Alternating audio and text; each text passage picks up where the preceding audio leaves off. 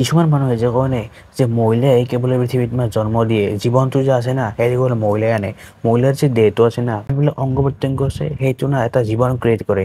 কিন্তু এই তথ্যবিলাক যে একদম মিছা। ধৈৰ্য ধৰা, মই তোমাক কাৰেক্ট কৰি দিওঁ। হয়, মহিলাই কেৱল জন্ম দিয়ে, কিন্তু এই যে জীৱনটো দিয়ে না, সেইটো পুৰুষে দিয়ে। কিয়নো পুৰুষৰ যে টেষ্টিকেলছ থাকে না, বৰ্তমান সময়ত এজন পুৰুষ তুমি লৈ আহা, তেওঁৰ টেষ্টিকেলত 80 বিলিয়ন লিভিং ফৰ্মছ থাকে। কিন্তু মহিলাৰ যে এগ্স বিলাক আছে, সেইবিলাক তেতিয়ালৈকে মৰা যেতিয়ালৈকে এজন পুৰুষে এই যে লিভিং ফৰ্মছ বিলাক আছে না, তেওঁৰ এগত যেতিয়ালৈকে দি নিদিয়ে, তেতিয়ালৈকে তেওঁৰ যে মহিলাৰ যে এগ বিলাক আছে না, সেইবিলাক মৰা। পুৰুষ এজনে সেই লিভিং ফৰ্মছ বিলাক মহিলাৰ গাত এৰি দিব লাগিব, তেতিয়া এটা লাইফ এই পৃথিৱীলৈ আহিব, নহলে নাহে। ইয়াৰ উপৰিও মহিলাৰ দেহত না কেৱল এটা ক্ৰমজম থাকে, এক্স ক্ৰমজম, কিন্তু পুৰুষৰ দেহত দুটা ক্ৰমজম থাকে, এক্স আৰু ৱাই।